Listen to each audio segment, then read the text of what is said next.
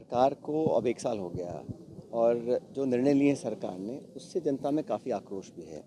चाहे जो एक बार ज़िले जो बने प्रदेश में, उन ज़िलों को जो निरस्त किया है उसमें काफ़ी जनता में आक्रोश है और सरकार से हम जवाब मांगेंगे सदन के अंदर पटन के ऊपर। उसके बाद इन्होंने जिस प्रकार से समीक्षा कर रहे हैं, जो स्कूल हम खोल चुके हैं इंग्लिश मीडियम वाले, सरकार को चाहिए और स्कूल खोलना। आप स्कूल्स की संख्या को कम करना चाहते हैं और अभी पता पड़ा कि हज़ारों स्कूल ऐसे हैं जहाँ कोई इनरोलमेंट ही नहीं है। तो जो एजुकेशन पॉलिसी है उसमें जो विवाद हमेशा होते रहे हैं, इंग्लिश मीडियम स्कूल्स को जब बंद करना चाहते हैं, इसको लेकर सरकार को जवाब देना पड़ेगा। और ये विधानसभा सत्र में इन सब महत्वपूर्ण मुद्दों पर हम सरकार को कटघरे में खड़ा करेंगे, जवाब मांगेंगे। मैं चाहूँगा कि सदन चले और सदन के अंदर अपना जवाब सरकार प्रस्तुत करे, क्योंकि जो पब्लिक की जो प्रॉब्लम्स हैं, इश्यूज़ हैं, उनको हम उठाएंगे, मजबूती से उठाएंगे। और साल भर में सरकार ने ऐसा कुछ काम नहीं किया, सिर्फ घोषणा भाषण दिए हैं, इवेंट ऑर्गेनाइज करे हैं, लेकिन जो मूलभूत सुविधाएं हैं, खासकर लॉ एंड ऑर्डर को लेकर, किसान की फसल खरीद को लेकर, यूरिया और बाकी सप्लाई की है, इन सब इश्यूज़ को हम मजबूती से उठाएंगे। लेकिन 1 साल में जनता के बीच में जो विश्वास पैदा हुआ है, उसका जवाब हम सरकार से मांगेंगे सदन के अंदर। सर, जिस तरीके से एसआई एग्ज़ाम को लेकर काफ़ी विवाद की स्थिति बनी हुई है, एग्ज़ाम कैंसिल हो नहीं हो। ये सरकार पूरी तरह कंफ्यूज्ड है। सरकार के मंत्री बोलते हैं हम कैंसिल कराएंगे, सरकार बोलती कैंसिल नहीं कर सकते हैं। तो सरकार के अंदर जो गतिरोध चल रहा है उसका परिणाम जनता को भुगतना पड़ रहा है। एक स्पष्ट नीति होनी चाहिए, स्पष्ट निर्णय लेना चाहिए। इतने महीने हो गए इसको लटकाते हुए, पता नहीं पड़ रहा है कि सरकार चाहती क्या है। एसआई की भर्ती की बात हो या बाकी परीक्षाओं की बात हो, अनिश्चितता और अनिर्णय की जो स्थिति है उससे जनता में बहुत एक कन्फ्यूजन पैदा होता है। और क्योंकि सरकार में इतने सारे मल्टीपल पावर सेंटर बन चुके हैं, मंत्री कुछ बोलते हैं, सरकार कुछ बोलती है और जनता पिस रही है और इस तरह से मजाक बना हुआ है। तो स्टेट गवर्नमेंट को चाहिए अपनी नीति स्पष्ट करे।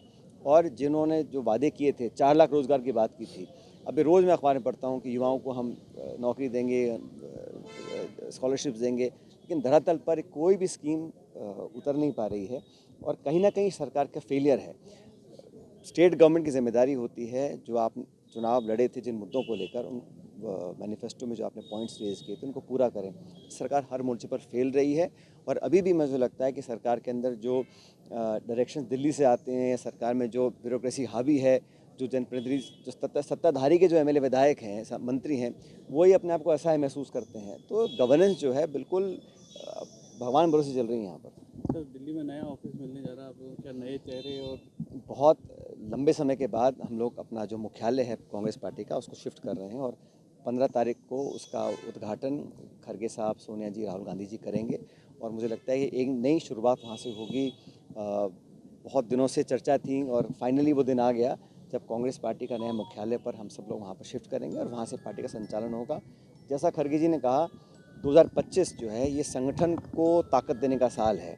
बहुत ज़्यादा चुनाव इस साल नहीं है, तो पूरे साल भर में संगठन को, कार्यकर्ताओं को मेहनत कर कर जो हमारा स्ट्रक्चर है उसको और पुख्ता बनाने का साल है और हम पूरी ताकत के साथ इस काम में जुट जाएंगे। सर, आपके समय पंचायत समितियों में बदलाव हो चुके थे, अब नई सरकार जिलों के बाद में उनमें भी कहीं लग रही है कि मंशा देखो आप सरकार की, जो प्रधान, प्रमुख, जिला परिषद, पंचायत समिति में चुनाव होने चाहिए वो समय पर नहीं हो पा रहे हैं।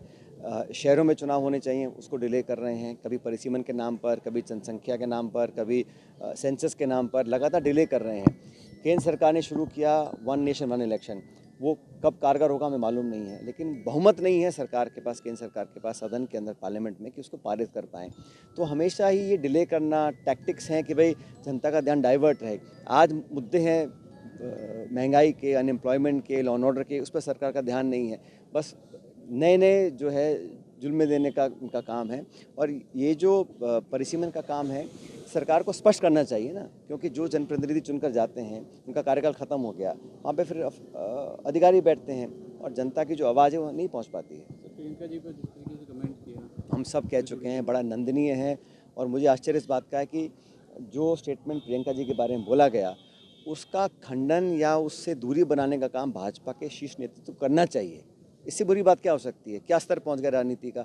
चुनाव से पहले आप नेताओं को इस प्रकार की भाषा का प्रयोग करना, और भाजपा का जो लीडरशिप है वो ना तो उसके लिए माफ़ी मांग रहा है, ना उस बयान से अपने आप को दूर कर रहा है। मतलब पूरी भाजपा उस प्रकार की मानसिकता को लेकर आगे बढ़ रही है। महिलाओं का जो उन्होंने निरादर और सम्मान को ठेस पहुंचाई है, उसका जवाब जनता देगी।